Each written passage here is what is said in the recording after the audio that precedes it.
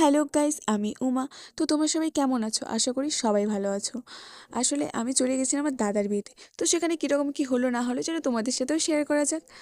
তো দাদার যেহেতু বিয়ে, তো অনেক আগের থেকেই প্ল্যান ছিল যে আমরা যাব, কিন্তু পরবর্তীকালে ভেস্তে যায় প্ল্যানটা। কিন্তু তারপরে পরে অনেক কল টল অনেক কিছুর পর তারপরে অবশ্যই যাওয়াটা হলোই আর কি। কিন্তু হলো তো হলো অনেক লেটে। এখন যেদিন বিয়ে ছিল ওদিন আমি যেহেতু যাওয়া হবে না ভেবেছিলাম, সেইভাবে আমি চলে গেছিলাম স্কুলে। স্কুল থেকে ফিরেছি প্রায় 2:30 নাগাদ। তারপরে কোনো রকমে রেডি হয়ে প্রায় 3:30 বেজে গেছিলো। তারপরে বেরিয়েছি বাড়ি থেকে, যেহেতু দাদার বাড়ি শিলিগুড়ি। তো ওই টাইমে বেরিয়ে বিয়েতে যাওয়া সম্ভব ছিল না। সেজন্য আমরা সোজাসুজি যেখানে বিয়ে ছিল, চ্যাংরাবান্ধায় বিয়ে ছিল, তো সেখানেই আমরা চলে গেছিলাম।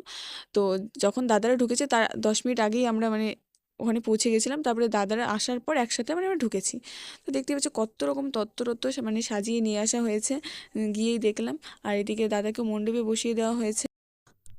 আর এদিকে আমি দাদার সাথে আগে কোনো ছবি বা ভিডিও কোনো কিছুই করতে পারিনি, কারণ আমি শিলিগুড়ি গেলে অবশ্যই করতে পারতাম। তো এত লেট করে এসেছি, আর কী করা যাবে, কিন্তু তাও একটা ছবি তুলেছিলাম। আর এদিকে বড় জেঠু নতুন বৌদিকে আশীর্বাদ করে ফেললো, আর অনেকেই করেছে আশীর্বাদ। আর এদিকে অনেকেই, আর লোকজন অনেকেই ছিল। আর তারপরে এখানে আমার দিদি, এটা হচ্ছে আমার দিদি।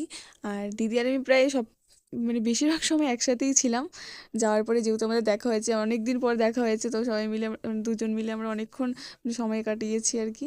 আর এদিকে আমি বসেছিলাম, তখন দিচ্ছিল হচ্ছে টিফিন। তো টিফিনে দিয়েছে অনেক রকম মিষ্টি দিয়েছে, তার মধ্যে আমি শুধু দুটোই খেয়েছি, সেটা হচ্ছে কালাকান্তা আর হচ্ছে কালো মিষ্টিটা। আর দুটো আমি অত ভালো লাগে না বেশি মিষ্টি।